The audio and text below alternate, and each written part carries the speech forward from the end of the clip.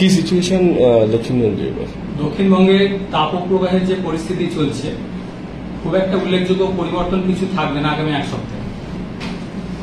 তাপমাত্রা হয়তো সামান্য একটু পরিবর্তন 21 থেকে 23 তারিখের মধ্যে থাকার সম্ভাবনা রয়েছে, সেটা খুবই সামান্য। হয়তো 1 থেকে 2 ডিগ্রির মতো তাপমাত্রা কমতে পারে 21 থেকে 23 তারিখের মধ্যে। সেটার কারণ হচ্ছে আংশিক মেঘলা আকাশ থাকার সম্ভাবনা রয়েছে কিছুটা দক্ষিণবঙ্গের জেলাগুলোতে। তো তার ফলে যে অস্বস্তিকর যে ওয়েদার যেটা রয়েছে সেটা কিন্তু কন্টিনিউ করবে। 1-2 ডিগ্রি যদি তাপমাত্রা কমে, সেক্ষেত্রে অস্বস্তিকর পরিস্থিতিটা খুব একটা কিছু ইমপ্রুভমেন্ট হবে না আগামী এক সপ্তাহ। তীব্র তাপপ্রবাহের সতর্কতা থাকছে মেনলি পশ্চিম বর্ধমান, পশ্চিম মেদিনীপুর, ঝাড়গ্রাম, বাঁকুড়া এই সাইডটা। অন্যান্য জেলাগুলো দক্ষিণবঙ্গে তাপপ্রবাহের সতর্কতা কন্টিনিউ হচ্ছে 21 তারিখের জন্য। কলকাতা, হাওড়া এই জেলাগুলো হয়তো তাপপ্রবাহের সরাসরি যে ক্রাইটেরিয়া রয়েছে সেটা স্যাটিসফাই যদি নাও হয়, কিন্তু গরম অস্বস্তিকর ওয়েদার কন্টিনিউ করবে। 21 থেকে 23 তারিখ যেটা বললাম, টেম্পারেচার হয়তো সামান্য একটু কমবে 1 থেকে 2 ডিগ্রি। 24-25 তারিখে আবার তাপমাত্রা যেটুকু কমবে এই কদিনে 2-3 দিনে আবার ওইটুকুই বেড়ে যাবে। ফলে খুব একটা কিছু ইমপ্রুভমেন্টের সম্ভাবনা থাকছে না আগামী এক সপ্তাহ যদি বলা হয়।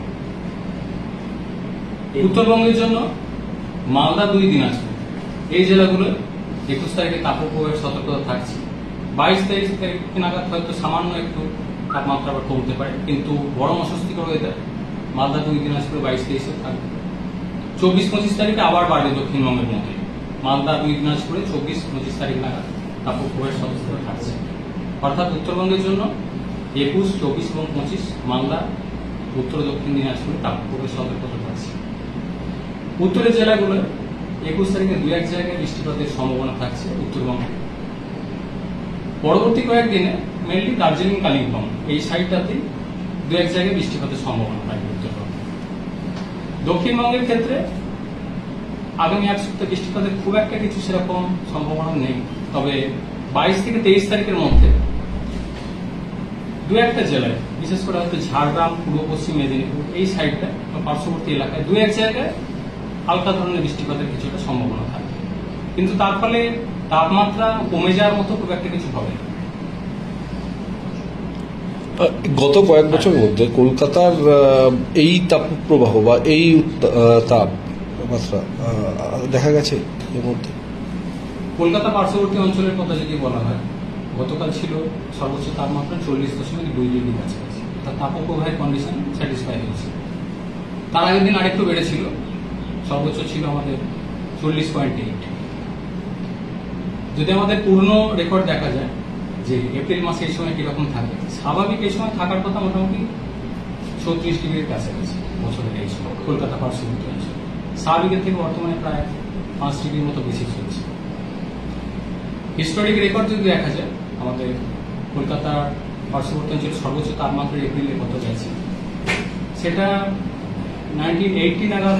আমি যদি লাস্ট 50 ইয়ার্সের কথা বলি, 1980 নাগাদ একটা রয়েছে 41.7 কলকাতা পার্শ্ববর্তী অঞ্চল।